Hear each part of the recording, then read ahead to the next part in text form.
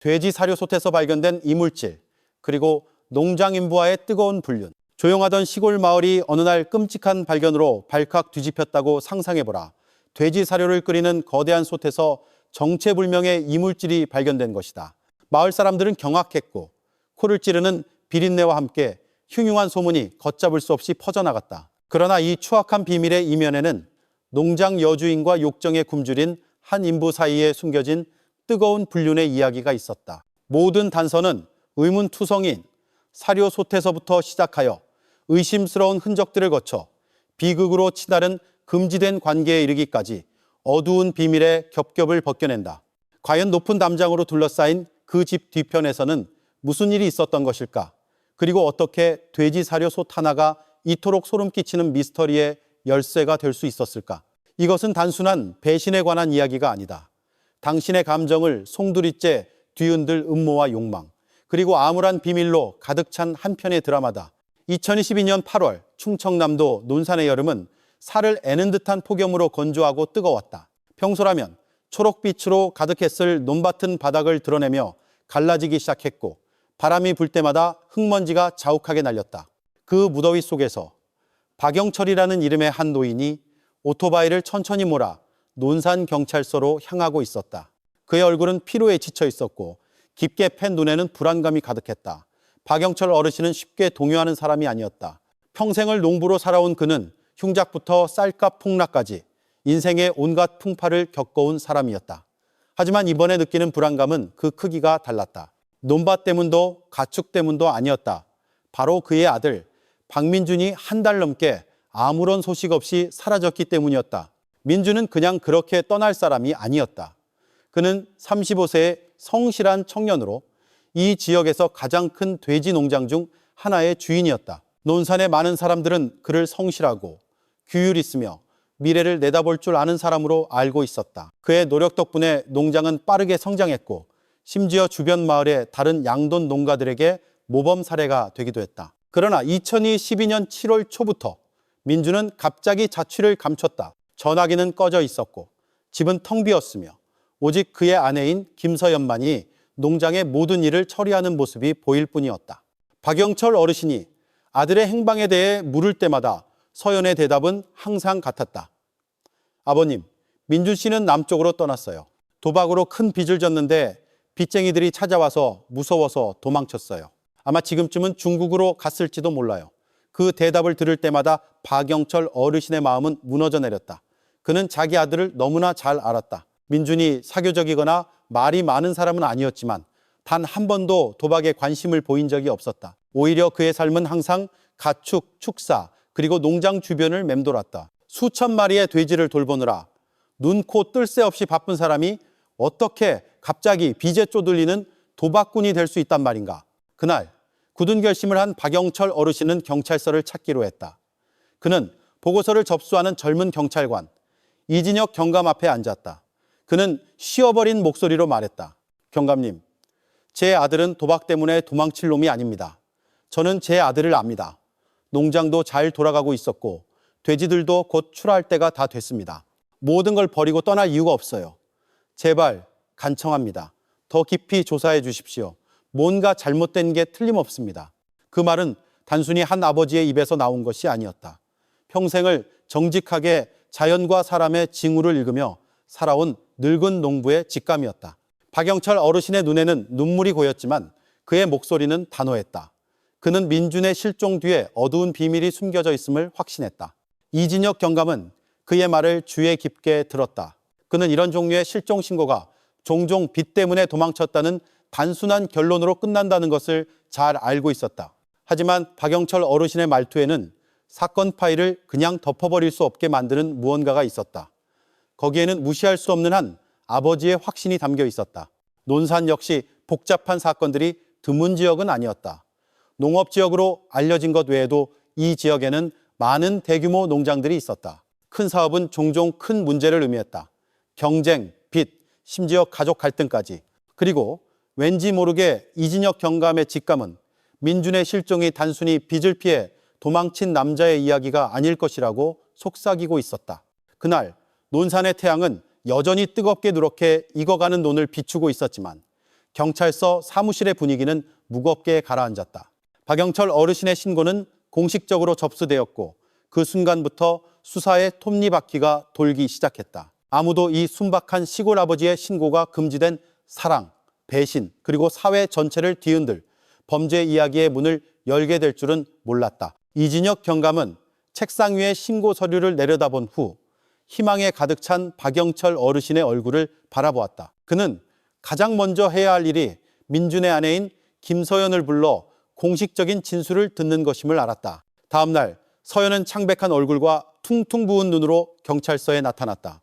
머리는 헝클어져 있었고 마치 잠 못 이루는 긴 밤들을 보낸 것처럼 지쳐 보였다. 자리에 앉자마자 그녀는 고개를 숙이고 깊은 숨을 내쉬더니 이야기를 시작했다. 제 남편은 한 달 넘게 집을 나갔어요. 그녀는 나지막이 말했다. 수억 원에 달하는 큰 빚에 시달렸어요. 전부 도박 때문이었죠. 제가 말려봤지만 듣지를 않았어요. 이진혁 경감은 고개를 끄덕이며 서연에게 계속 말하라고 재촉했다. 한 달 전쯤 그녀가 말을 이었다. 4명의 남자가 농장으로 찾아왔어요. 그들은 민준 씨를 위협하고 때리면서 빚을 당장 갚지 않으면 가축들을 전부 가져가겠다고 했어요. 그날 밤 민준 씨는 떠났어요. 일단 부산으로 갔다가 아마 배 타고 중국으로 건너갈 거라고 했어요. 그 후로 한 번도 소식을 듣지 못했어요. 서연은 휴지로 눈물을 닦았다. 이제 저 혼자 모든 걸 책임져야 해요. 농장, 빚, 그리고 아직 어린 우리 아이까지. 너무 힘들어요, 경감님. 저는 그저 버티고 있을 뿐이에요. 그 자리에 있던 몇몇 젊은 경찰관들은 동정심을 느꼈다. 하지만 방 한 구석에 있던 박영철 어르신은 그저 고개를 숙인 채 손을 꽉 쥐고 있었다. 그의 주름진 늙은 얼굴 뒤에는 억눌린 분노가 있었다. 그는 서연이 말을 잘한다는 것을 알았지만 그의 마음은 그 모든 것이 단지 변명일 뿐이라고 외치고 있었다. 아니다. 그는 거의 들리지 않을 정도로 작게 중얼거렸다. 민준이는 도박꾼이 아니야. 자기 자식을 그렇게 버릴 놈이 아니라고. 아이? 이진혁 경감은 서연의 말을 하나하나 기록했다. 그는 서연이 빚에 대해 언급할 때 고개를 숙이는 방식, 자신이 이제 희생자라는 점을 강조하는 방식 등 사소한 디테일을 주목했다. 모든 것이 설득력 있어 보였다. 심지어 너무 설득력 있어 보였다. 진술이 끝난 후 서연은 집으로 돌아갔다. 조사실 문이 닫히자마자 박영철 어르신이 수사관의 책상으로 다가왔다. 그의 목소리는 떨렸지만 눈은 확신으로 불타고 있었다. 이 경감님, 그가 말했다. 제발 그대로 믿지 마세요. 제 아들은 그런 사람이 아닙니다. 어릴 때부터 지금까지 저는 그놈 성질을 압니다. 고집은 새도 화투짝 한번 잡아본 적 없는 놈이에요. 그놈은 일밖에 모릅니다. 만약 문제가 있었다면 절대 빚 때문이 아닐 겁니다. 이진혁 경감은 그 노인을 깊이 응시했다. 그의 목소리 톤에는 무시하기 힘든 무언가가 있었다. 그는 더 깊이 파고들기로 결정했다. 며칠 후 이진혁 경감은 2명의 부하와 함께 논산 외곽에 있는 민준의 농장으로 직접 찾아갔다. 농장은 넓었고 철조망으로 둘러싸여 있었으며 수십 개의 돼지 우리가 깔끔하게 줄지어 있었다. 밖에서 보기에도 그곳은 번창하는 것처럼 보였다. 살찐 돼지들은 건강해 보였고 그들의 울음소리는 길가까지 울려 퍼졌다. 주인이 큰 빚에 쪼들리고 있다고 상상하기 어려웠다. 마당에서 서연은 몇몇 인부들에게 지시를 내리고 있었다. 그녀의 얼굴은 지쳐 보였지만 혼자서도 굳건히 설 수 있는 강한 여자의 모습을 보여주려 했었다. 그녀 옆에는 허름한 티셔츠와 반바지를 입은 건장한 체격의 남자가 서 있었다. 최강우, 그녀의 말에 따르면 가장 충실한 인부 중 한 명이었다. 이쪽은 강우 씨예요. 서연이 소개했다. 민준 씨가 떠난 후로 저를 많이 도와주고 있어요. 이 사람이 없었다면 어떻게 버텼을지 모르겠어요.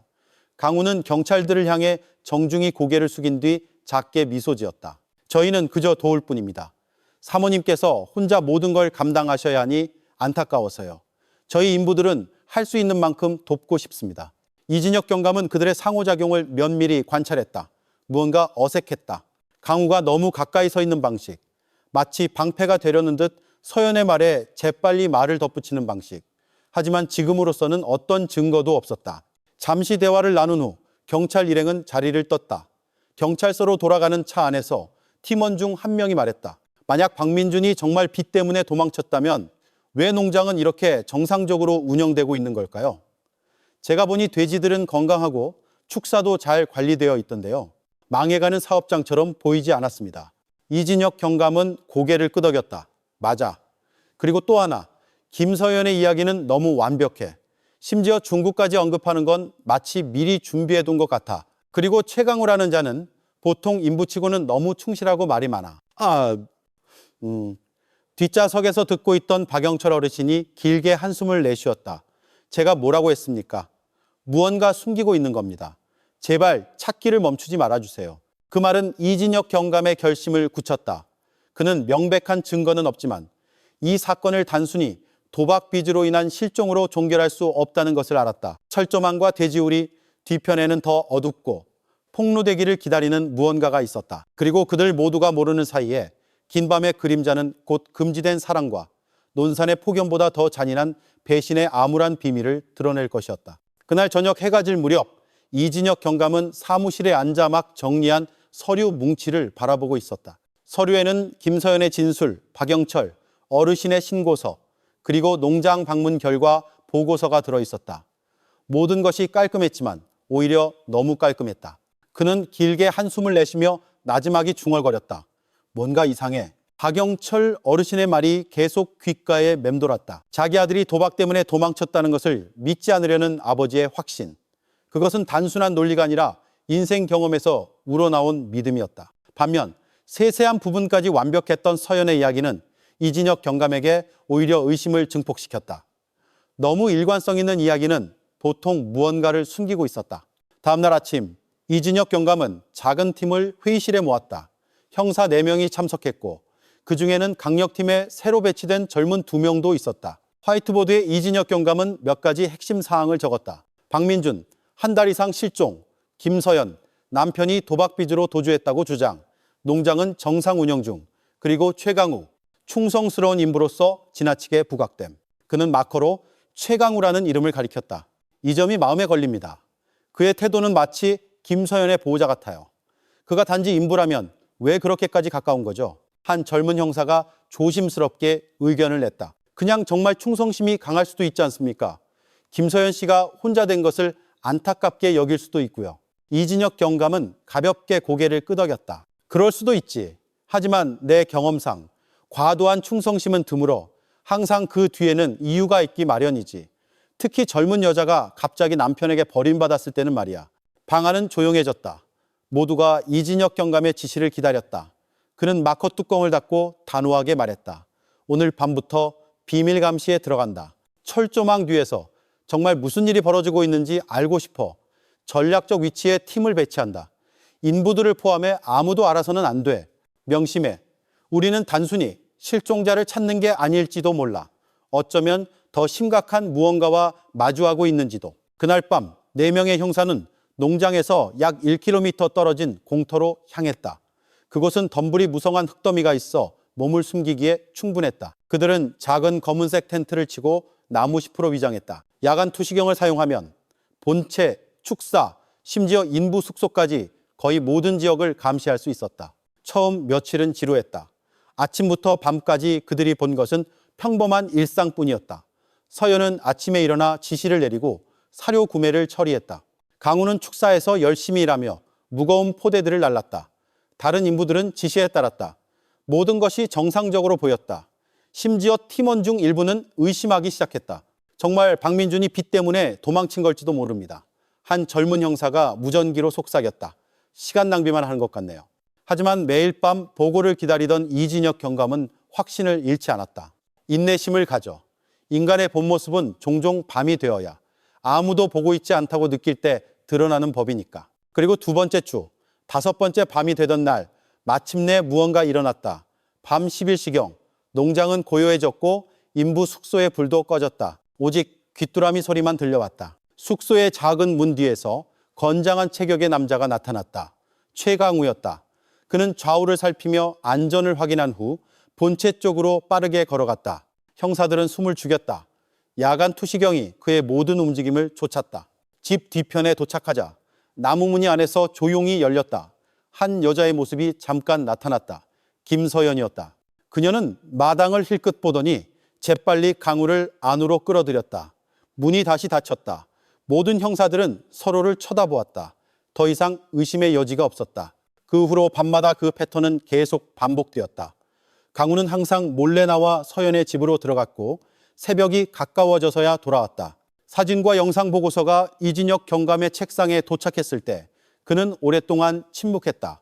그의 마음은 무거웠다. 충격 때문이 아니라 그의 예감이 맞았기 때문이었다. 이제 확실해졌군. 그가 마침내 말했다. 도박빚 이야기는 가면일 뿐이었어. 만약 박민준이 정말 도망쳤다면 왜 그의 아내가 그렇게 빨리 인부와 가까워질 수 있었겠나? 나는 박민준이 논산을 떠난 적이 없다고 의심하고 있어. 소식을 듣기 위해 불려온 박영철 어르신은 두 손으로 얼굴을 감쌌다. 눈물이 흘러내렸지만 더 이상 혼란이 아닌 고통의 눈물이었다. 제가 말했잖아요. 제 아들은 아내와 자식을 버릴 놈이 아니라고. 그들이 분명 무언가 알고 있을 겁니다. 이진혁 경감은 노인의 어깨를 두드렸다. 진정하세요, 아버님. 저희가 계속 진실을 찾겠습니다. 하지만 물리적인 증거 없이는 그들을 고발할 수 없습니다. 우리가 가진 건 금지된 관계뿐. 그것만으로는 부족합니다. 밤은 깊어지고 논산은 고요함에 잠겼다.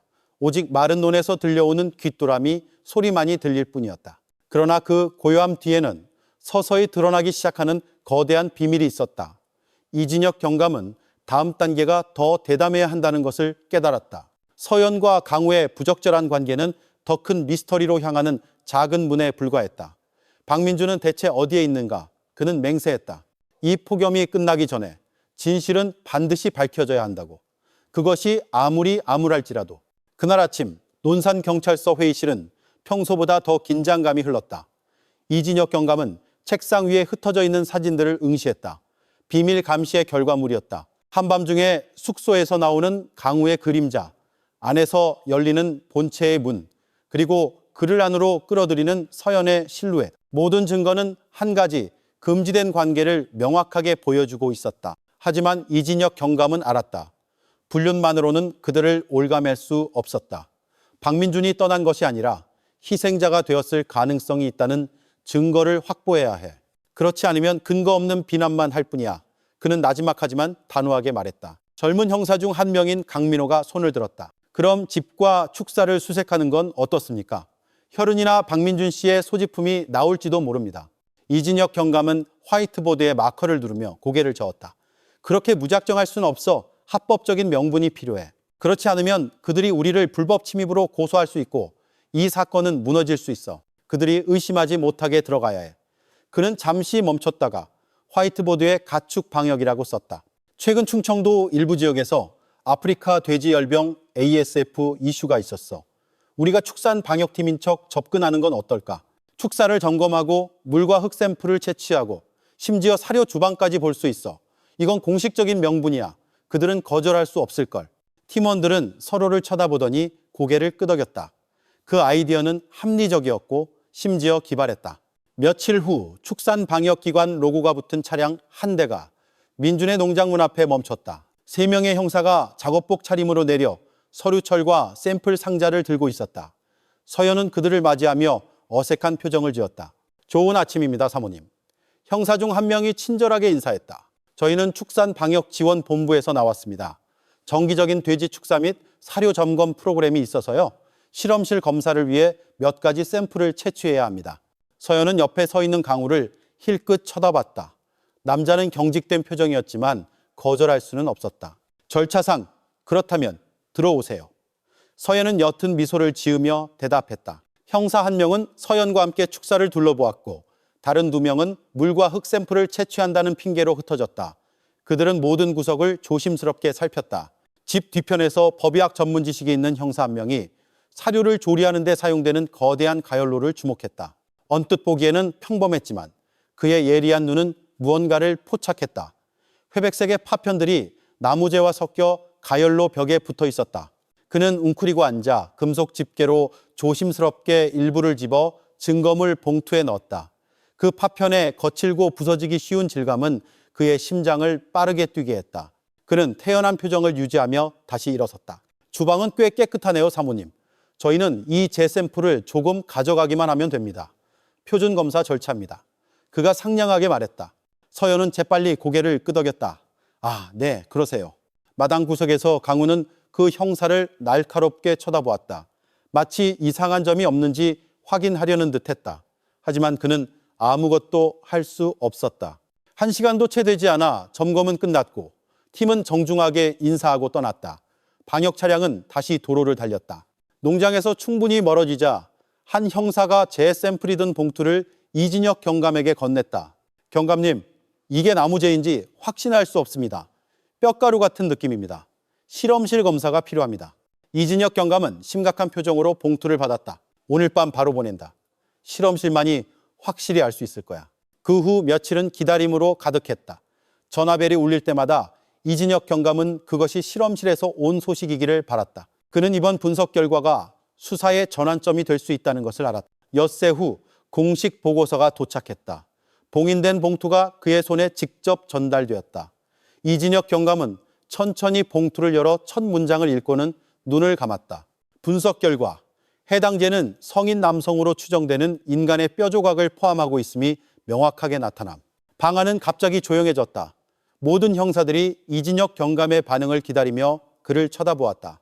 그는 보고서를 책상에 내려놓고 나지막하지만 단호하게 말했다. 우리의 의심이 맞았어. 가열로에서 사람 뼈가 나왔다. 그리고 그건 박민준일 가능성이 아주 높아. 다른 형사 중 한 명인 박 팀장이 중얼거렸다. 그렇다면 다음 단계는 이진혁 경감은 자리에서 일어나 천천히 화이트보드로 걸어가 DNA라는 단어를 썼다. 희생자의 신원을 확인해야 해. 박영철 아버님의 DNA 샘플을 채취해서 우리가 발견한 뼈 조각과 비교한다. 만약 일치한다면 그들이 빠져나갈 길은 없어. 팀원들은 단호하게 고개를 끄덕였다. 모두가 진실이 가까워졌음을 알았다. 그날 밤 이진혁 경감은 바로 퇴근하지 않았다. 그는 사무실에 혼자 앉아 이전에 박영철 어르신이 참고 자료로 제출했던 민준의 가족 사진을 바라보았다. 사진 속에서 민준은 어린 아들을 껴안고 순수하게 웃고 있었다. 이진혁 경감은 단순한 임무 이상의 도덕적 책임감을 느꼈다. 편히 쉬게, 박민준 씨. 그가 속삭였다. 무슨 일이 있었는지 우리가 증명하겠네. 그리고 자네를 배신한 자들은 대가를 치르게 될 거야.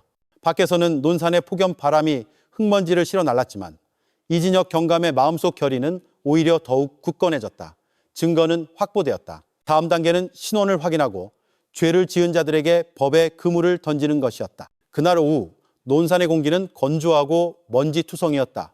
사무실에 앉아있던 이진혁 경감은 국립과학수사연구원에서 온봉인된 하얀 봉투를 응시했다. 봉투를 열 때 그의 손이 미세하게 떨렸고 그는 내용을 꼼꼼히 읽어 내려갔다. 결과는 명확했다. 사료가열로에서 발견된 뼈 조각의 DNA가 박영철 어르신의 혈액 샘플과 완벽하게 일치했다.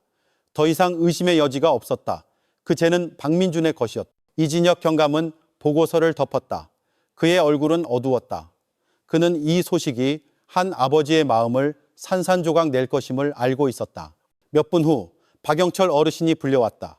노인은 맞은편 의자에 앉아 초조한 눈빛으로 기다리고 있었다. 아버님, 이진혁 경감의 목소리는 낮았다.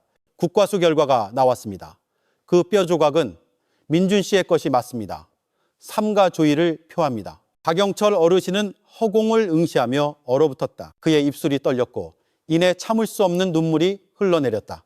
그는 주먹을 꽉 쥐며 나지막이 말했다. 예상했지만 직접 들은 이 가슴이 찢어지는군. 내 아들이 자기 집에서 살해당했어. 잠시 침묵이 흐른 후 그는 젖은 눈으로 이진혁 경감을 바라보았다. 경감님, 제발 저들을 그냥 두지 마세요. 민준이는 정의를 찾아야 합니다. 이진혁 경감은 정중하게 고개를 숙였다. 걱정 마십시오, 아버님. 이 증거로 우리는 강력한 근거를 확보했습니다. 이제 그들을 잡을 시간입니다. 그날 저녁 이진혁 경감은 핵심 팀을 회의실에 모았다. 그는 화이트보드에 검거작전이라고 크게 썼다. 희생자의 신원이 명확해졌고 이제 초점은 범인에게 맞춰졌다. 그는 차분하게 설명했다. 그들이 함께 있을 때 체포해서 서로 발뺌할 수 없게 만들 겁니다. 그 순간이 두 사람에게 가장 취약한 순간일 겁니다. 작전 계획이 세밀하게 짜였다. 농장을 빈틈없이 포위하고 모든 출구를 막은 다음 최강우가 본체에 있는 것이 확인되면 체포를 실행하기로 했다. 작전의 밤이 왔다. 희미한 초승달이 하늘에 걸려 있었고 차가운 공기가 뼈를 파고들었다. 검은 옷을 입은 10여 명의 경찰들이 논길 사이의 새끼를 통해 움직였다. 그들의 발걸음은 소리 없이 조용했다. 감시 초소에서 보고가 들어왔다. 타겟 1시간 이상 본체에 머물고 있음. 이진혁 경감이 신호를 보냈다. 병력은 즉시 위치를 잡았다. 일부는 정문을 지키고 일부는 뒷길을 막았으며 나머지는 축사 주변에 흩어졌다. 짧은 신호 후 집의 앞문과 뒷문이 동시에 부서졌다. 나무가 부서지는 소리가 정적을 깼다. 경찰들이 안으로 뛰어들어가 손전등을 켜고 방을 하나씩 수색했다. 2층에서 그들은 잠긴 침실문 앞에서 멈췄다. 이진혁 경감이 신호를 보내자 강력한 발길질의 문이 활짝 열렸다. 손전등 불빛이 안을 비췄다. 김서연과 최강우는 경악한 표정이었다. 얼굴은 창백했다. 서연은 공포에 질려 비명을 지르며 이불을 끌어당겨 몸을 가렸고 강우는 자신들은 죄가 없다고 소리치려 했다. 경찰은 기회를 주지 않았다. 수갑이 즉시 그들의 손에 채워졌다. 서연은 함정에 빠졌다고 외치며 히스테릭하게 울었고 강우는 저항하려 했지만 2명의 경찰이 그를 꼼짝 못하게 바닥에 눌렀다. 몇 분 만에 두 사람은 밖으로 끌려 나와 대기 중인 차량으로 향했다. 그동안 어두운 비밀을 품고 있던 농장은 이제 경찰차의 불빛으로 환하게 밝혀졌다.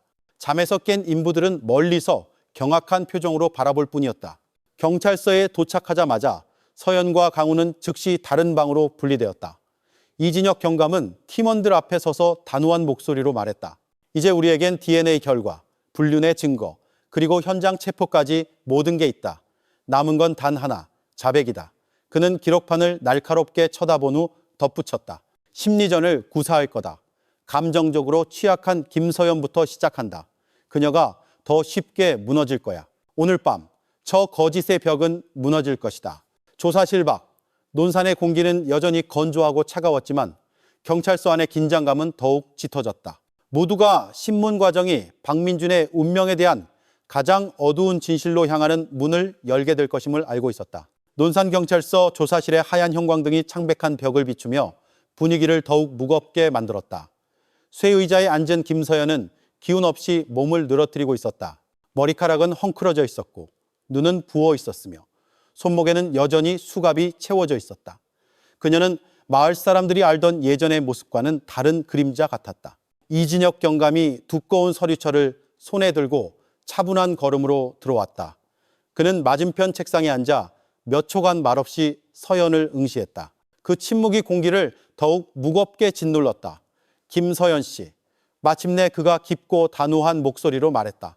왜 여기 있는지 알겠죠? 우리는 추측하는 게 아닙니다. 증거를 가지고 있어요.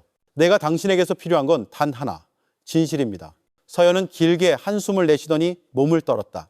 경감님, 전 결백해요. 전 그저 남편에게 버림받은 아내일 뿐이에요. 민준 씨는 빚 때문에 떠났고 전 아이와 농장, 모든 걸 혼자 돌봐야 했어요.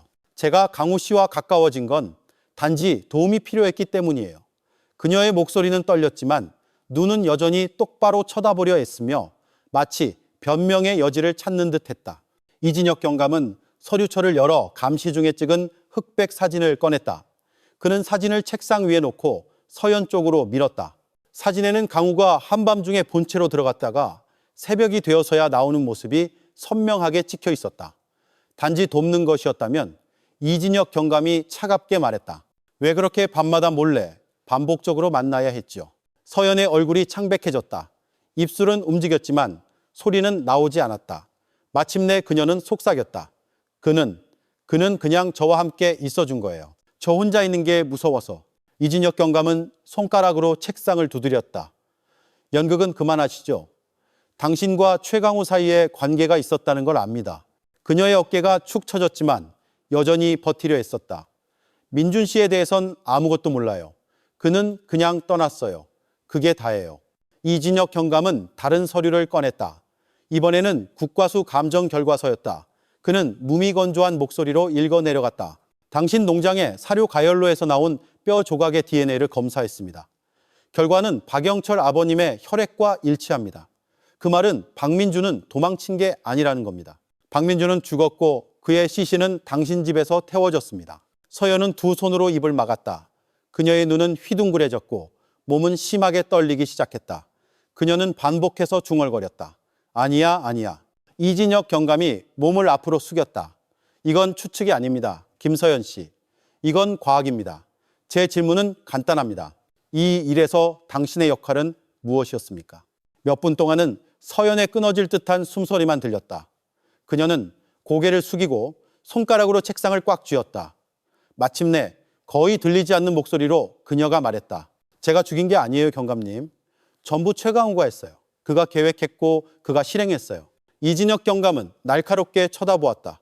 그럼 박민준이 살해당했다는 걸 알고 있었군요. 서연은 침묵하다가 천천히 고개를 끄덕였다. 그녀는 깊은 숨을 들이마신 후 말이 막히고 때로는 작은 흐느낌에 끊기며 이야기하기 시작했다. 그녀는 민준과의 결혼 생활이 차갑고 공허했다고 고백했다. 민준은 성실했지만 거의 관심을 주지 않았다. 그녀는 한 집에 살면서도 버려진 듯한 외로움을 느꼈다. 바로 그때 강우가 나타났다. 젊고 힘세며 다정하게 말할 줄 아는 인부였다. 처음에는 단지 일을 돕는 것이었지만 점차 그녀가 그토록 그리워하던 작은 관심을 주기 시작했다. 그 부드러운 말들은 달콤한 독이 되었다. 짧은 대화는 어두운 친밀함으로 변했다. 강우 씨는 제가 행복할 자격이 있다고 했어요. 서연의 목소리는 쉬어 있었다. 그는 민준 씨가 저에게 전혀 관심이 없다고, 제가 집에서 그림자처럼 살고 있을 뿐이라고 했어요. 이진혁 경감은 메모를 하며 날카롭게 물었다. 그 계획은 언제 시작됐죠? 서연은 입술을 깨물었다. 최강우가 먼저 말했어요. 민준 씨가 있는 한 우리는 절대 함께 살 수 없을 거라고요. 저는 거절했지만 그는 계속 저를 설득했어요. 그는 그 후에는 모든 게 더 나아질 거라고 약속했어요. 그녀의 눈은 텅 비어 있었다. 그녀가 말을 이었다. 그날 밤 제가 민준 씨 음료에 무언가를 탔어요. 단지 강우 씨 말대로 그가 더 깊이 잠들게 하려고요. 민준 씨가 잠든 후에 제가 신호를 보냈어요. 강우 씨가 방으로 들어왔어요. 저는 참아 볼 수가 없어서. 하지만 무슨 일이 일어났는지는 알아요. 그녀의 목소리가 갈라졌고 몸은 격렬하게 떨렸다. 저는 그냥 눈을 감고 있었어요. 방 안은 다시 조용해졌다. 이진혁 경감은 앞에 있는 여자의 얼굴을 오랫동안 응시했다. 그는 거짓의 벽이 무너지기 시작했다는 것을 알았지만 아직 많은 것이 밝혀지지 않았다. 민준이 정확히 어떻게 살해되었는지, 그리고 남은 시신은 어디로 갔는지, 그 모든 것은 여전히 서연의 내면에 갇혀 있었다. 이진혁 경감은 단호하게 서류철을 덮었다. 이야기를 시작한 건 잘한 일입니다. 하지만 아직 숨기고 있는 게 있다는 걸 압니다. 오늘 밤은 여기까지 하죠. 내일 계속합시다. 당신이 버틸수록 당신을 기다리는 형벌은 더 무거워질 겁니다. 서연은 깊이 고개를 숙였다. 그녀의 얼굴은 창백했고 눈물은 책상 위로 떨어졌다. 경찰관이 들어와 그녀를 다시 유치장으로 데려갔다. 복도에서 이진혁 경감은 잠시 서서 천장에 희미한 불빛을 바라보았다. 그는 발걸음이 점점 더 무거워지는 것을 느꼈지만 동시에 진실이 가까워지고 있음을 알았다. 내일은 그가 중얼거렸다. 최강우 차례다. 그리고 그의 버전을 들어보고 싶군. 그날 아침 조사실은 다시 차갑게 느껴졌다. 방구석의 쇠의자에는 이제 최강우가 앉아 있었다. 그의 몸은 건장하고 얼굴은 굳어 있었지만 수갑 찬 손은 그를 속박된 것처럼 보이게 했다. 그는 문을 향해 눈을 가늘게 뜨고 마치 들어오는 사람이 누구든 도전하려는 듯했다. 이진혁 경감이 두꺼운 서류철을 들고 들어섰다. 그는 마주 앉아 분위기를 더욱 짓누르는 침착함으로 강우를 응시했다. 최강우 씨, 그가 나지막이 말했다. 우리는 충분한 증거를 가지고 있습니다. 당신의 이야기를 듣고 싶군요. 하지만 명심해요. 거짓말할 생각은 마세요. 당신이 하는 모든 말은 증거와 비교될 겁니다. 강우는 비스듬히 비웃었다.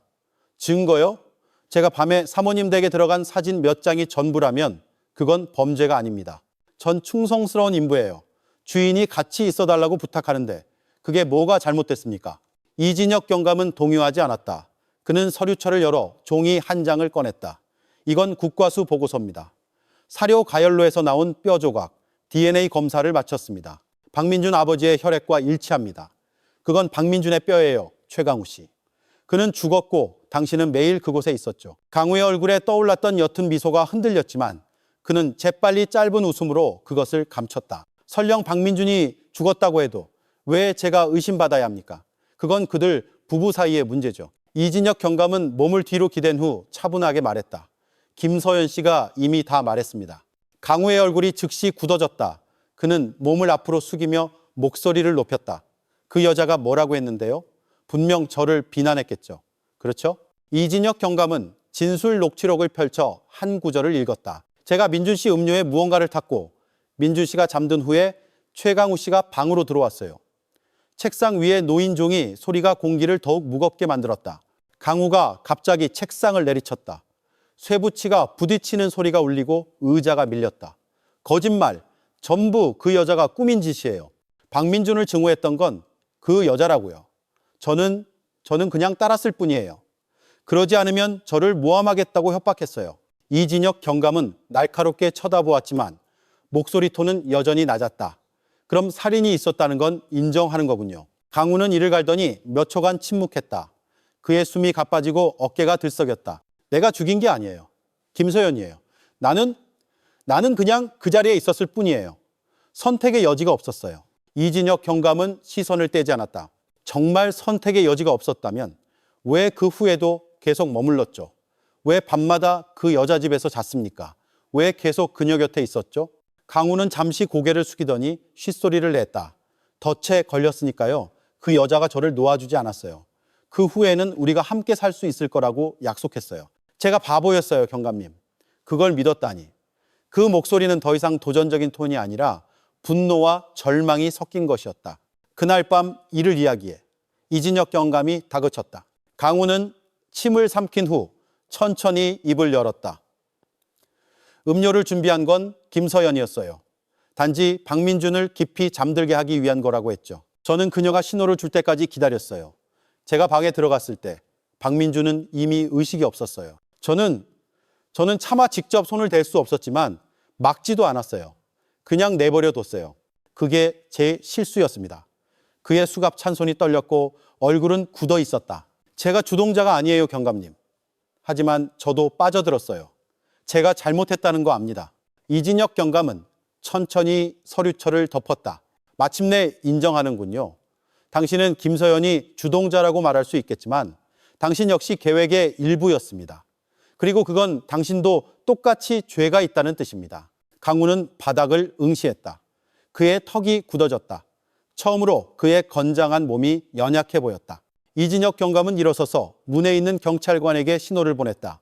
유치장으로 다시 데려가 신문은 여기까지. 끌려나가면서 강우는 재빨리 고개를 돌렸다. 경감님, 믿어주세요. 김서연이 없었다면 저는 절대 그런 짓을 하지 않았을 겁니다. 그 여자가 저를 중독시켰어요. 이진혁 경감은 대답하지 않았다. 방이 다시 비워진 후 그는 다시 앉아 책상 위에 두 서류 뭉치를 응시했다. 김서연의 자백과 최강우의 자백. 둘 다 서로를 비난하고 서로를 주동자로 지목했다. 하지만 한 가지 공통점이 있었다. 둘 다 그날 밤 그 방에 있었다는 것을 인정했다. 이진혁 경감은 잠시 눈을 감았다가 중얼거렸다. 완전한 진실은 아직 나오지 않았어. 가장 어두운 부분은 여전히 잠겨 있어.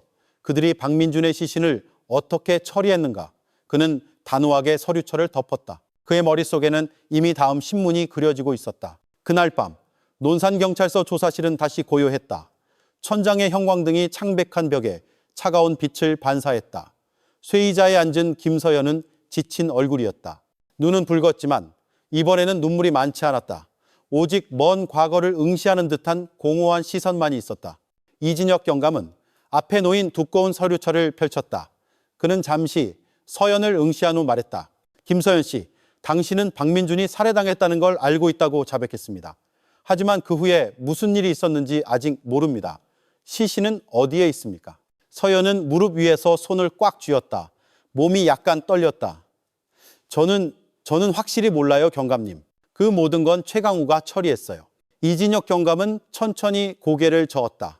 거짓말은 반복하지 마세요. 우리는 사료 가열로에서 뼈가루를 발견했습니다.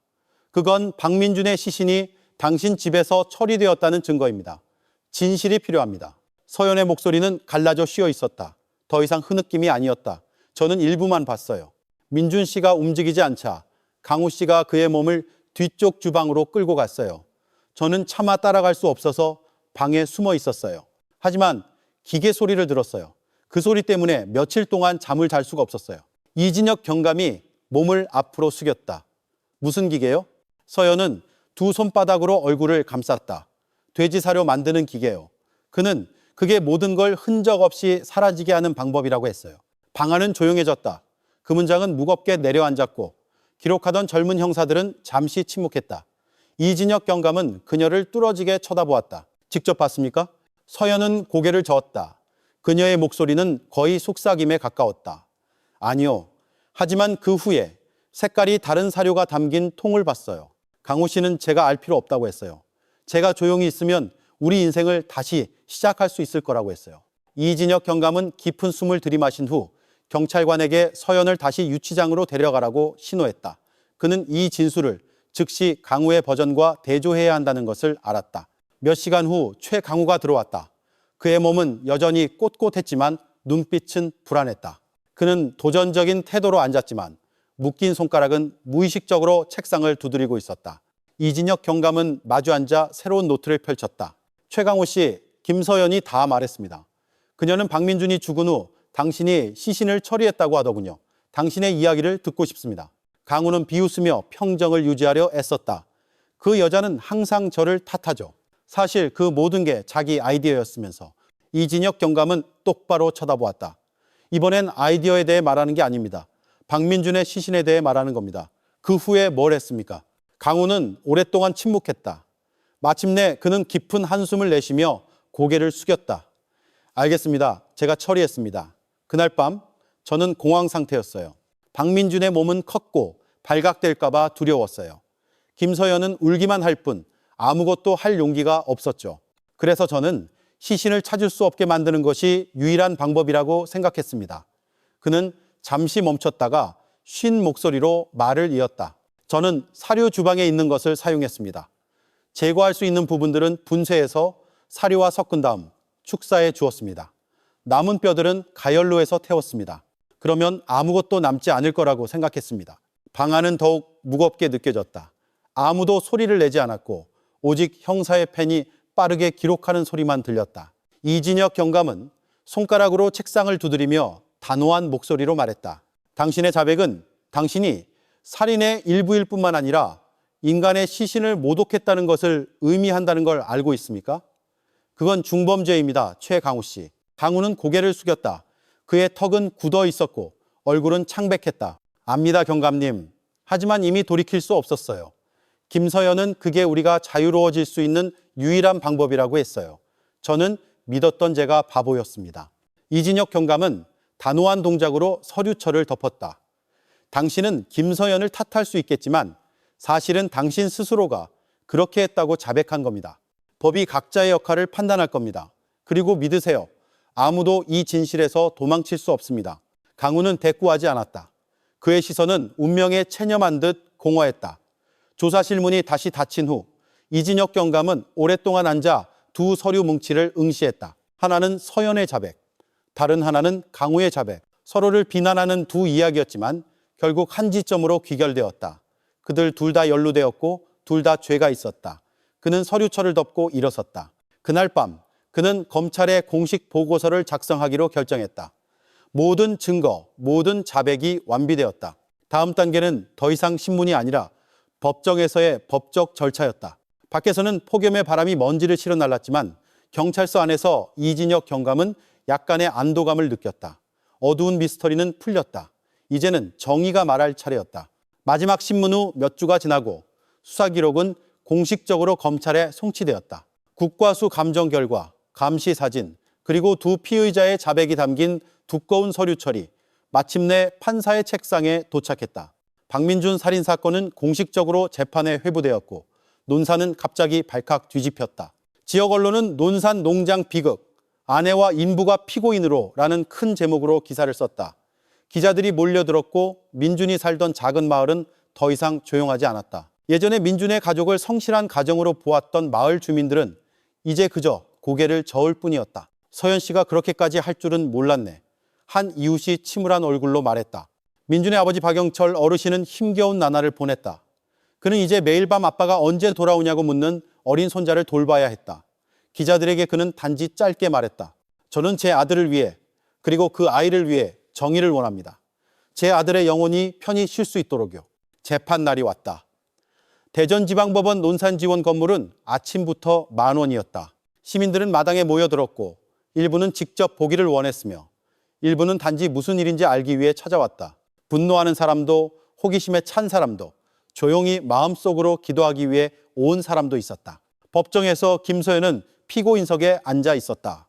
얼굴은 창백했고 몸은 더 야위어 보였다. 그녀는 고개를 숙이고 방청객을 감히 쳐다보지 못했다. 그녀 옆에 앉은 최강우는 굳은 표정이었지만 눈빛은 불안했다. 두 사람은 경찰의 삼엄한 경호를 받고 있었다. 판사의 망치 소리가 방안을 조용하게 만들었다. 검사가 일어서서 단호한 목소리로 공소 사실을 낭독했다. 피고인 김서연과 피고인 최강우는 공모하여 피해자 박민준에 대한 계획살인을 저질렀습니다. 피고인들의 행위는 피해자의 생명을 앗아갔을 뿐만 아니라 비인간적인 방법으로 증거를 인멸하려 했습니다. 방청석에서 속삭임이 들려왔다. 한 아주머니가 믿을 수 없다는 듯 손으로 입을 막았다. 한 젊은 남자가 옆 사람에게 속삭였다. 정말 그렇다면 이건 천벌을 받을 죄야. 어떻게 그럴 수가 있지? 서연은 눈물을 흘렸지만 이번에는 소리내어 울지 않았다. 그녀는 그저 고개를 숙이고 의견을 묻자 입술을 떨며 말했다. 재판장님, 후회합니다. 제가 잠시 미쳤었습니다. 그녀의 목소리는 나지막했고 거의 들리지 않았다. 강우는 달랐다. 그는 턱을 치켜들고 자신을 변호하는 어조로 말했다. 저는 강요당했습니다. 모든 계획은 저 여자에게서 나왔습니다. 저는 살해할 의도가 전혀 없었습니다. 판사가 망치를 한번 두드렸다. 이 재판은 서로를 비난하는 자리가 아닙니다. 모든 것은 증거와 증언에 따라 판단될 것입니다. 차례로 증인들이 소환되었다. 한 이웃은 마지막으로 농장에서 건강한 민준을 보았다고 증언했다. 국과수 직원은 DNA 분석 결과를 쉬운 언어로 설명했다. 사료 가열로에서 발견된 뼈 조각은 피해자 가족의 DNA와 일치합니다. 의심의 여지 없이 그것은 박민준 씨의 것입니다. 프로젝터 화면에는 감시 결과 사진이 표시되었다. 한밤중에 숙소에서 나오는 강우, 그리고 본체로 들어가는 모습. 법정 분위기는 다시 소란스러워졌다. 시민들은 속삭였고 일부는 강우를 날카롭게 쳐다봤으며 다른 일부는 공포에 질려 고개를 숙였다. 박영철 어르신은 방청석에 앉아 있었다. 그의 얼굴은 내적인 상처로 가득했다. 전문가 증인이 말할 때 그는 눈을 감고 무릎을 꽉 쥐었다. 옆에 있던 친척이 그의 어깨를 감싸며 진정시키려 했다. 재판은 오후까지 이어졌다. 판사는 마침내 다음 주 검사의 구형을 듣기 위해 휴정을 선언했다. 재판은 속행될 것이며 다음 기일에는 논고 및 구형이 있겠습니다. 그가 망치를 두드리며 말했다. 재판이 끝나자마자 건물 밖의 분위기는 폭발했다. 기자들은 검사와 변호사를 애워쌌다. 시민들은 서로 의견을 나눴다. 중형을 요구하는 사람도 연민에 차 고개를 젓는 사람도 있었다. 민준 씨 아들이 불쌍해. 한 아주머니가 슬픈 어조로 말했다. 아버지를 잃었고 이제 어머니도 돌아올 수 없을지 몰라. 한편 호송차 안에서 서연은 조용히 흐느꼈다. 우리 아들 보고 싶어. 그녀가 속삭였지만 쇠문은 굳게 닫혔다. 강우는 그녀 옆에 텅 빈 얼굴로 앉아 말없이 앞만 응시했다. 그날 밤 이진혁 경감은 여전히 사무실에 있었다. 그의 책상에는 재판, 서류, 사진들, 그리고 신문 기록이 쌓여 있었다. 그는 길게 숨을 내쉬었다. 이제 경찰의 임무는 거의 끝났다. 바통은 검사와 판사의 손에 넘어갔다. 하지만 그는 이 사건이 아직 완전히 끝난 것이 아님을 알았다. 다음 재판은 가족을 파괴하고 사회를 불안하게 만든 두 사람에게 어떤 형벌이 마땅한지를 결정할 것이다. 창밖으로 폭염의 먼지가 날리고 있었다. 이진혁 경감의 마음속에서 그는 이미 드러난 진실이 상응하는 정의로 마무리될 수 있기를 기도했다. 그날 아침 대전지방법원 논산지원 앞마당은 새벽부터 만원이었다. 시민들은 무리를 지어서 있었고 일부는 엄중 처벌과 박민준에게 정의를 이라고 적힌 현수막을 들고 있었다. 경찰은 정문에서 질서를 유지했다. 법정 안의 긴장감은 더욱 짙었다. 김서연은 피고인석에 앉아 창백한 얼굴로 자신을 진정시키려는 듯 간간히 깊은 숨을 내쉬었다. 그녀 옆에 앉은 최강우는 턱을 굳힌 채 앞을 똑바로 응시했다. 판사의 망치 소리가 방안을 조용하게 만들었다. 검사의 논고 및 구형이 시작되었다.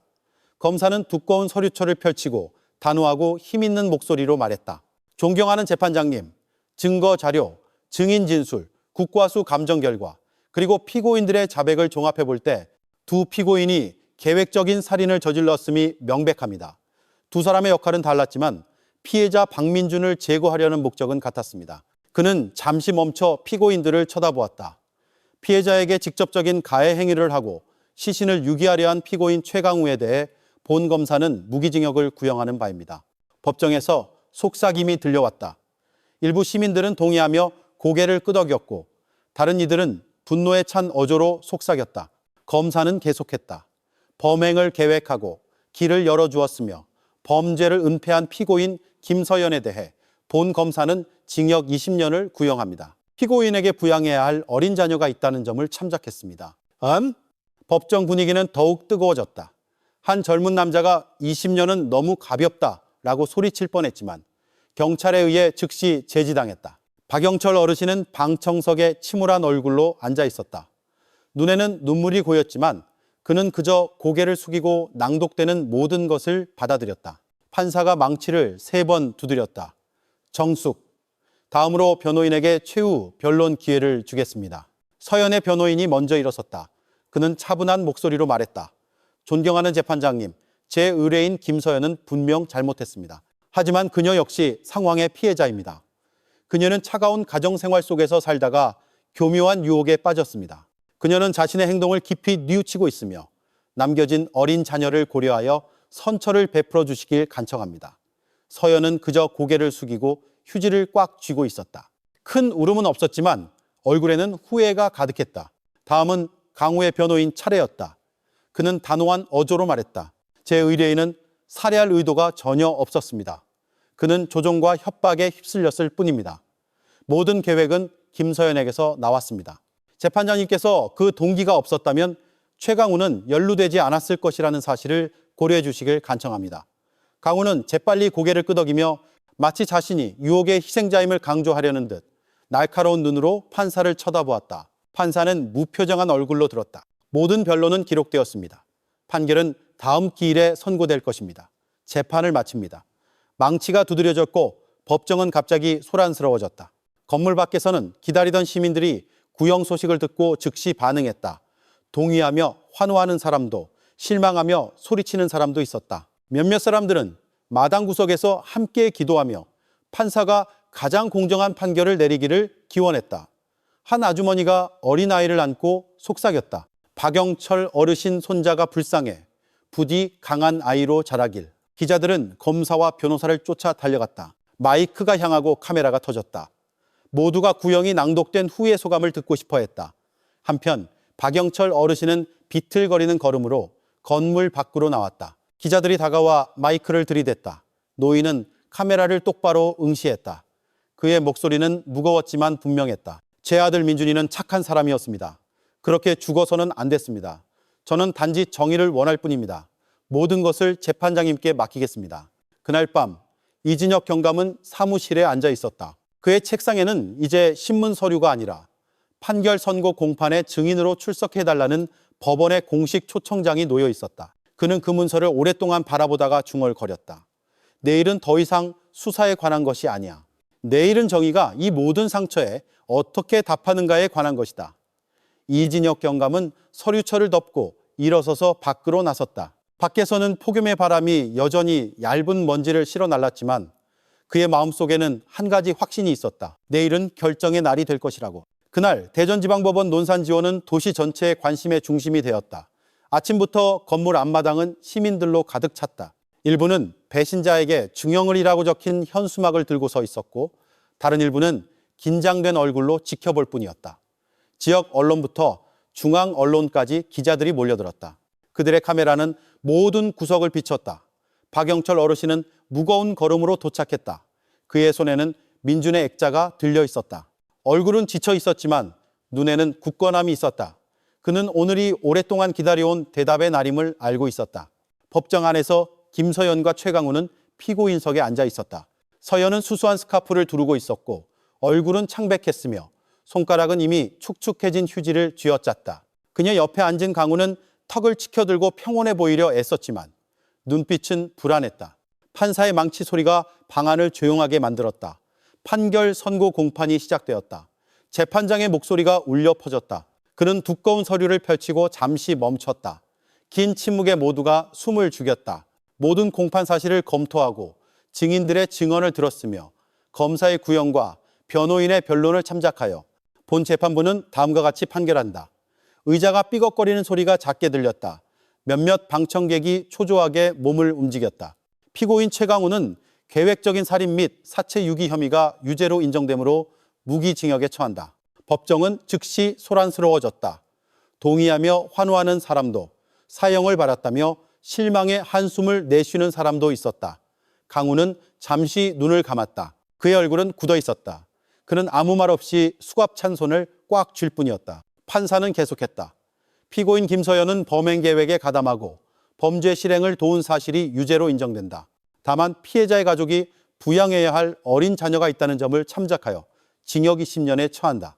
서연은 흐느끼며 고개를 숙였다. 그녀의 목소리는 나지막했고 거의 들리지 않았다. 내 아들, 엄마가 미안해. 판사가 망치를 3번 두드렸다. 이상으로 재판을 모두 마친다. 법정은 함성으로 터져나갔다. 일부 방청객은 박수를 쳤고 일부는 실망의 소리를 질렀다. 몇몇은 그저 텅 빈 시선으로 앞을 응시했다. 박영철 어르신은 조용히 앉아 있다가 천천히 민준의 사진을 들어 올려 액자 유리에 입을 맞췄다. 쉰 목소리로 그는 속삭였다. 아들아, 정의는 세워졌다. 비록 너를 되돌릴 수는 없지만 적어도 진실은 묻히지 않았구나. 거물 밖의 분위기는 훨씬 더 소란스러웠다. 시민들은 모여들었고 일부는 함께 기도했으며 일부는 항의의 소리를 외쳤다. 기자들은 서연과 강우를 태운 호송차를 에워쌌다. 카메라 플래시가 터지고 마이크가 그들의 얼굴로 향했다. 서연은 스카프로 얼굴을 가리고 말없이 울었고 강우는 고개를 숙인 채 빠르게 걸었다. 그의 턱은 굳어 있었고 누구와도 눈을 마주치지 않았다. 시민들의 함성이 그들의 발걸음을 따라다녔다. 분노와 안도가 뒤섞인 외침이었다. 그게 배신자의 대가다. 한 남자가 소리쳤다. 부디 피해자 가족에게 힘을 주소서. 한 아주머니가 고개를 숙이고 기도하며 화답했다. 박영철 어르신이 건물 밖으로 나오자 다시 기자들에게 둘러싸였다. 이번에 그는 눈에 눈물이 고였지만 단호한 목소리로 말했다. 저는 재판부의 판결을 받아들입니다. 어떤 형벌도 제 아들을 되돌릴 수는 없습니다. 하지만 저는 이 나라의 법이 살아있다고 믿습니다. 그날 저녁 이진혁 경감은 사무실에 앉아 민준 사건의 마지막 서류를 열었다. 그는 간략히 훑어본 후 단호하게 서류철을 덮었다. 모든 수사와 재판 단계는 이제 끝났다. 수사관으로서 그의 책임은 여기서 끝났다. 이제 정의는 온전히 법원의 손에 달렸다. 그는 일어서서 의자에 걸려있던 제복을 집었다. 밖으로 나가면서 그는 잠시 먼지 낀 폭염의 하늘을 바라보았다. 끝났군. 그가 중얼거렸다.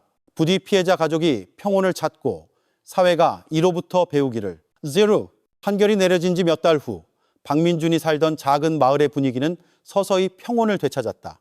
하지만 그 평온은 온전하지 않았다. 사람들이 이제는 버려진 농장 부지를 지나갈 때마다 그 비극의 그림자가 다시 떠올랐다.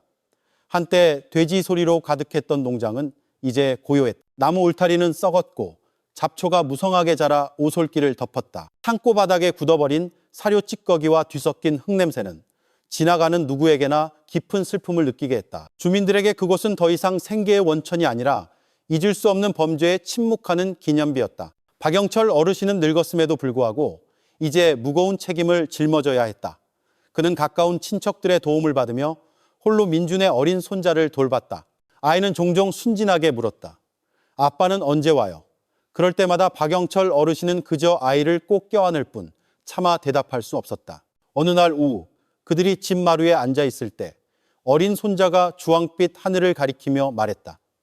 할아버지, 내가 기도하면 아빠가 하늘에서 들을 수 있어요? 그 순수한 목소리에 박영철 어르신의 눈시울이 붉어졌다. 그는 떨리는 목소리로 말했다. 그럼 얘야, 우리의 기도는 닿을 거란다. 네 아빠는 분명 듣고 계실 거고 네가 강한 아이로 자라길 바라실 거야. 마을 사람들도 삶을 이어가려 애썼다. 몇몇 주민들은 농장 주변의 논을 다시 경작하기 시작했지만 여전히 본 건물에는 너무 가까이 가기를 꺼렸다. 그곳은 피로 더러워졌어. 한 마을 어르신이 말했다. 하지만 그 주변 땅은 여전히 가꿔야지. 인생은 계속되어야 하니까. 한편 김서연과 최강우에 대한 소식은 중앙 언론에서 서서히 사라졌다. 하지만 논산에서 그들의 이름은 여전히 화제거리였다. 서연은 여자 교도소에서 형을 살았고 강우는 무기수 신분으로 교도소에 수감되었다. 간혹 그들에 대한 작은 소식이 들려왔지만 사람들은 더 이상 크게 신경 쓰지 않았다. 계속해서 이야기되는 것은 민준의 아들의 운명이었다. 몇 차례 사회단체에서 찾아와 도움을 주었고 몇몇 기자들은 그 아이에 대한 기사를 쓰며 어른들의 야망과 욕망의 무고한 희생자로 묘사했다. 이제 다른 사건을 맡게 된 이진혁 경감은 가끔 기자나 동료들로부터 논산의 비극에 대한 메시지를 받았다. 그에게 그 사건은 단순한 범죄 기록이 아니라 모든 서류 뒤에는 인간이 있고 가족이 있으며 파괴된 삶이 있다는 것을 상기시켜주는 존재였다. 어느 날 밤 이진혁 경감은 민준의 100일째를 위해 마을회관에 초대받았다. 주민들은 함께 모여 기도를 올리고 박영철 어르신 가족에게 위로를 전했다. 박영철 어르신은 앞줄에 앉아 있었고 어린 손자는 그의 무릎에 앉아 있었다. 이진혁 경감이 말할 차례가 되자 그는 일어서서 차분한 목소리로 말했다. 이 사건은 아무리 교묘한 범죄라도 결국에는 드러난다는 것을 보여주었습니다. 하지만 그 이상으로 우리는 가족 내의 신뢰가 가장 중요한 방패라는 것을 배웁니다. 그 방패가 무너질 때 파멸은 한 사람에게만 닥치는 것이 아니라 가족 전체와 사회에 닥칩니다. 주민들은 경건하게 들었다. 몇몇 사람들은 자신의 가족을 떠올리며 고개를 숙였다. 행사가 끝난 후 이진혁 경감은 박영철 어르신에게 다가갔다. 아버님, 이 상처가 완전히 아물지 않을 것이라는 걸 압니다. 하지만 법원의 판결로 조금이나마 평온을 찾으셨기를 바랍니다. 박영철 어르신은 그를 오랫동안 쳐다보다가 나지막이 대답했다. 이 경감, 정의는 세워졌지. 하지만 정의는 내 손자가 울 때 그 아이를 안아줄 수 없어. 그게 이제 내 몫이야. 내가 충분히 강해야 할 텐데. 이진혁 경감은 잠시 침묵하다가 정중하게 고개를 끄덕였다. 그는 그 말이 어떤 판사의 망치보다 더 날카롭다는 것을 알았다. 시간은 계속 흘렀고 마을은 서서히 제 리듬을 되찾았다. 아이들은 길에서 뛰어놀고 노는 푸르러졌으며 저녁 기도 소리가 다시 공기를 가득 채웠다. 하지만 버려진 농장의 그림자는 여전히 남아 배신당한 사랑이 재앙으로 변할 수 있다는 것을 상기시키는 존재로 서 있었다. 논산 사람들은 결국 그 이야기를 교훈으로 삼았다. 마을에서 새로운 결혼식이 있을 때마다 부모들은 종종 충고했다. 가정을 잘 지켜라. 외로움이 악마에게 문을 열어주게 하지 마라. 박영철 어르신은 머리카락이 더욱 휘어졌지만 여전히 충실하게 손자를 돌봤다. 그는 과거가 상처로 가득 차 있더라도 그 어린아이의 미래는 사랑과 기도로 구해질 수 있다고 믿었다. 그리고 긴 폭염 끝에 비가 내리기 시작한 논산의 하늘에는 결코 완전히 사라지지 않는 상처가 있더라도 삶은 계속될 것이라는 약속이 있는 듯했다. 시간이 흐르면서 박민준의 끔찍한 살인사건 이야기는 논산에서 일종의 어두운 전설이 되었다. 사람들은 농장 비극, 서연과 강우 사건 또는 그냥 그 사건 등 다양한 이름으로 그것을 불렀다. 세부 사항은 서서히 희미해졌지만 그 교훈은 주민들의 기억 속에 강하게 남아 있었다. 시장 근처의 다방에서 마을 남자들은 종종 그 사건을 다시 이야기했다. 상상해봐. 아내가 자기에게 집과 사업을 준 남편을 그렇게 배신하다니. 한 아저씨가 블랙커피를 마시며 말했다. 그의 친구가 맞장구를 쳤다. 마음이 욕심과 탐욕으로 가득 차면 그렇게 되는 거야. 사랑도 독이 될 수 있지. 주부들 역시 그 이야기를 자녀를 위한 교훈으로 삼았다. 얘야, 나중에 결혼하면 남편의 믿음을 가지고 장난치면 절대 안 된다. 한 어머니가 딸에게 말했다. 한번 신뢰가 무너지면 모든 것이 무너질 수 있어. 그 말을 듣는 젊은이들은 처음에는 그저 무서운 이야기로 여겼지만 나이가 들면서 그 비극이 정직함이 사라졌을 때 인간관계가 얼마나 취약해지는지를 보여주는 실제 모습임을 깨달았다. 어느 날 밤 마을회관에서 열린 법회에서 초청된 한 스님은 부드럽지만 의미심장한 목소리로 설법했다. 부처님께서는 우리에게 인연을 소중히 하라 하셨습니다. 만약 그 인연을 배신하면 무너지는 것은 가정뿐만 아니라 인간의 존엄성입니다.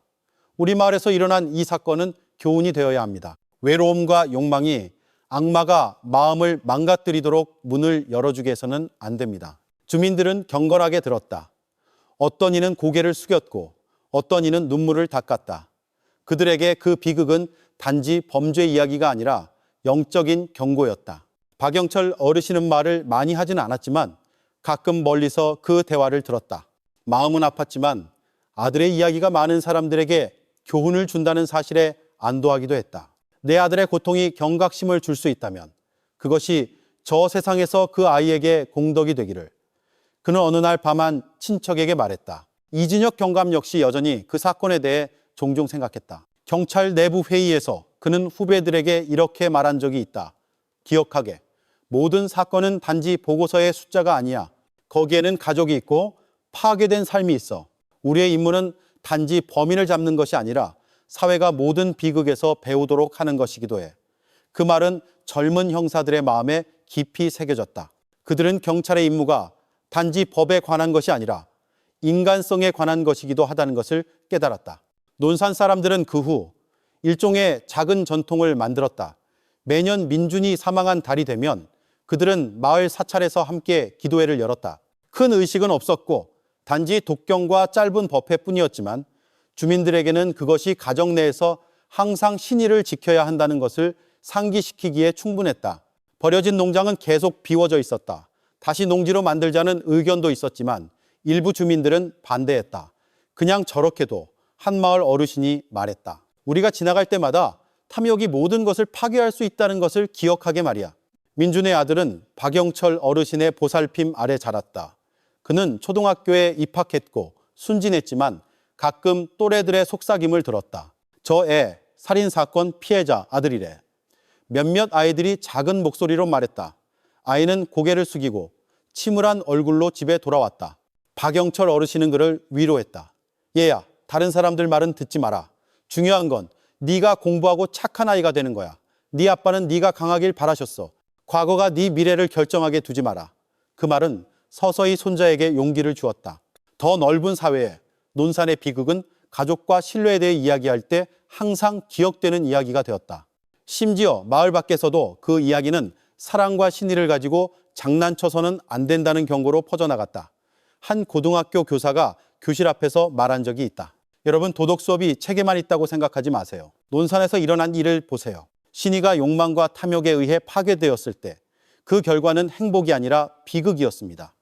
학생들은 침묵하며 그 교훈이 이론이 아니라 현실임을 깨달았다. 시간은 흘러가 바뀌었지만 그 비극의 그림자는 대화, 기도, 그리고 경고 속에서 계속 살아있었다. 그것은 마치 사회 한가운데 설치된 깨진 거울과 같아서 모든 사람이 통제력을 잃었을 때 인간이 얼마나 취약해질 수 있는지를 볼 수 있게 했다. 그리고 그 모든 것 뒤에는 정의가 가해자를 처벌할 수는 있지만 오직 신의와 사랑만이 비슷한 비극이 반복되는 것을 막을 수 있다는 하나의 큰 교훈이 계속해서 전해졌다. 논산의 밤은 고요했지만 많은 사람들의 마음속에는 여전히 비극의 그림자가 남아있었다.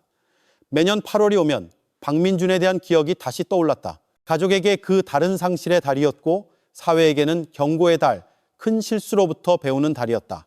박영철 어르신은 집 마루에 앉아 있었다. 머리카락은 더욱 휘어졌고 몸은 더욱 쇠약해졌지만 그의 책임감은 결코 줄어들지 않았다. 어린 손자를 돌보고 민준의 마지막 유산을 지키는 것. 아이는 이제 짧은 기도를 읽을 수 있게 되었고 종종 할아버지 옆에 앉아 작은 목소리로 경전을 읊었다.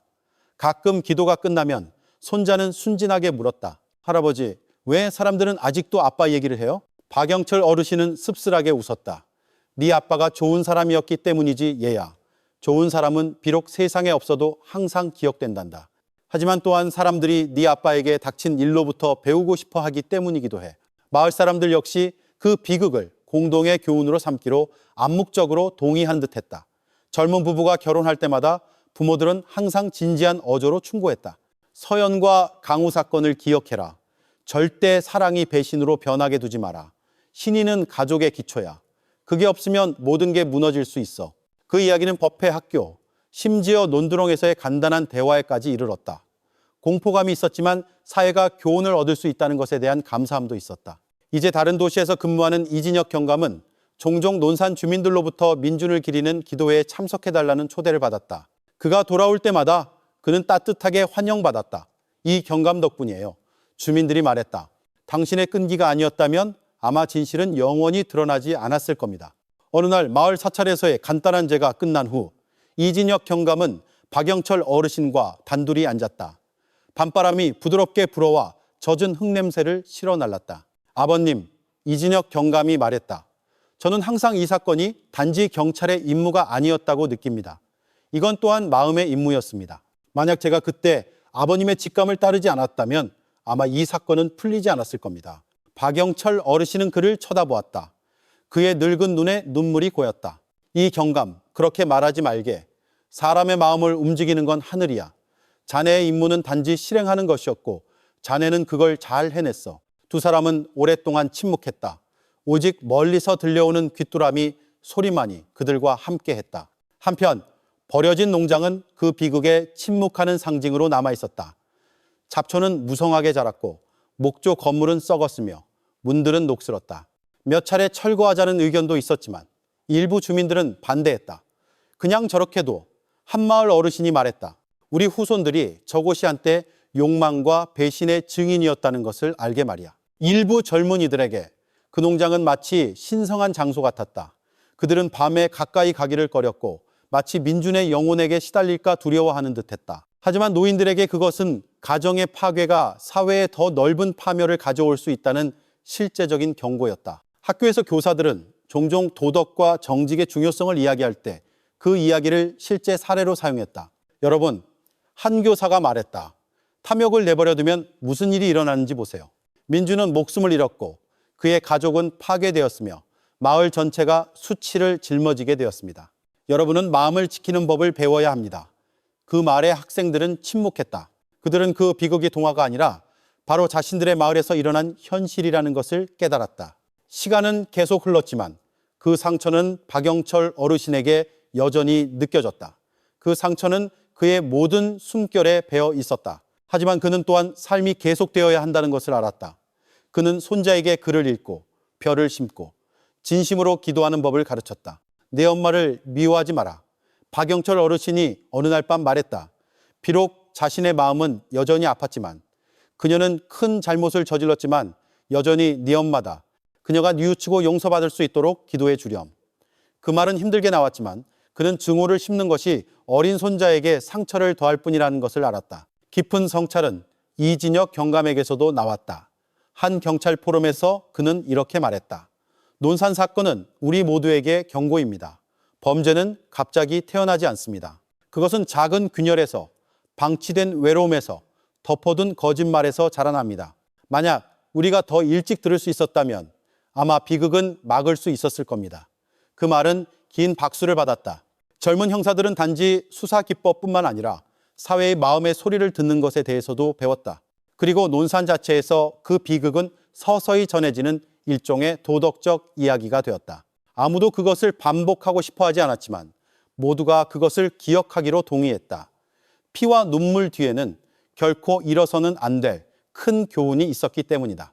신의 정직 그리고 사랑은 지켜져야 할 기둥이며 그것이 없으면 인간은 자신이 기르는 짐승보다 더 잔인해질 수 있다는 것을. 밤이 논산에 조용히 내렸다. 폭염의 바람이 얇은 먼지를 실어 날랐지만 그 고요함 뒤에는 많은 사람들의 마음속에 결코 사라지지 않을 이야기가 남아 있었다. 가장 가까운 사람들에게 삶을 빼앗긴 평범한 양돈업자 박민준의 이야기. 그 비극은 단지 한 가족을 파괴한 것이 아니라 마을 전체를 뒤흔들었다. 그것은 상처와 함께 큰 교훈을 남겼다. 김서연으로부터 사람들은 방치된 외로움이 이성을 삼키는 심연으로 변할 수 있다는 것을 배웠다. 욕망과 배신이 공간을 허락받았을 때 인간의 존엄성을 무너뜨릴 수 있다는 것을. 최강으로부터 사람들은 탐욕과 마음의 약함이 사람을 눈멀게 할 수 있다는 것을 이해했다. 주인에게 지켜야 할 충성심이 파멸로 이어진 배신으로 변했다. 그리고 박민준으로부터 사람들은 때로는 선함이 비극적인 운명으로부터 사람을 보호하기에 충분하지 않다는 것을 배웠다. 하지만 그의 삶의 흔적은 불충의 희생자로서 정직함의 대가를 상징하는 존재로 여전히 기억되었다. 머리카락이 더욱 휘어진 박영철 어르신은 이제 이 모든 것에 침묵하는 증인이 되었다. 매일 밤 그는 손자를 이끌고 기도하며 세상이 상처로 가득 차 있더라도 희망은 꺼져서는 안 된다고 가르쳤다. 이진혁 경감 역시 이 이야기를 그의 경력 내내 경고로 삼았다. 경찰의 임무는 단지 법을 집행하는 것이 아니라 사회가 항상 인간성의 경계를 기억하도록 양심을 지키는 것이기도 하다는 것을. 그리고 논산 사람들에게 그 비극은 이제 그들의 역사의 일부가 되었다. 그들은 그것을 거울로 삼아 모든 부부, 모든 가족이 신의를 지키는 법을 배우게 했다. 한번 무너지면 그 결과가 많은 생명을 앗아갈 수 있기 때문이다. 청취자 여러분, 이 이야기는 단순한 범죄 기록이 아닙니다. 이것은 우리 모두에게 경고입니다. 신의 없는 사랑은 파멸로 가는 길일 뿐이라는 것을. 욕망과 탐욕이 통제되지 않을 때 인간을 짐승보다 더 잔인한 존재로 바꿀 수 있다는 것을 이 이야기로부터 우리가 가족을 사랑으로 지키고 외로움을 기도로 채우며 배신이 재앙으로 자라기 전에 그 문을 닫는 지혜를 얻을 수 있기를 바랍니다. 만약 이 이야기에 감동받으셨다면 어떤 교훈이 가장 마음에 와닿았는지 댓글을 남겨주세요. 좋아요와 구독을 잊지 마시고 우리가 계속해서 의미 있는 이야기들을 나눌 수 있도록 해주세요. 결국 비극은 상처를 남길 수 있지만 우리가 거기서 얻는 지혜는 미래에 우리 발걸음을 인도하는 빛이 될 수 있기 때문입니다. 존경하는 청취자 여러분, 우리가 방금 들은 이야기는 단순한 범죄 이야기가 아니라 매우 소중한 삶의 거울입니다. 이 비극으로부터 우리는 가정이 정직, 신뢰, 그리고 상호 이해의 기초 위에 세워진다는 것을 배웁니다. 그 기둥 중 하나가 무너질 때 파멸은 너무나 빨리 닥쳐올 수 있으며 부부뿐만 아니라 자녀들과 가족 전체에게 깊은 상처를 남깁니다. 인생은 시련으로 가득 차 있습니다. 외로움도 있고 경제적 압박도 있으며 예기치 않게 찾아오는 유혹도 있습니다. 하지만 바로 그 순간에 우리는 마음을 굳게 지켜야 합니다. 순간적인 욕망이나 감정이 우리가 힘들게 쌓아 올린 것을 망치게 두지 마십시오.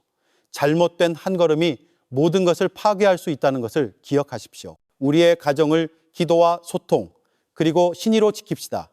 배우자를 존중하고 자녀를 사랑하며 부모를 공경합시다. 결코 가정의 따뜻함을 기만적인 순간의 유혹과 바꾸지 맙시다. 이 이야기가 우리 모두에게 더 현명하고 더 인내하며 더 충실하게 살아가기 위한 교훈이 되기를 바랍니다. 결국 진정한 행복은 오직 진심 어린 사랑과 온전히 지켜진 정직함에서만 태어날 수 있기 때문입니다.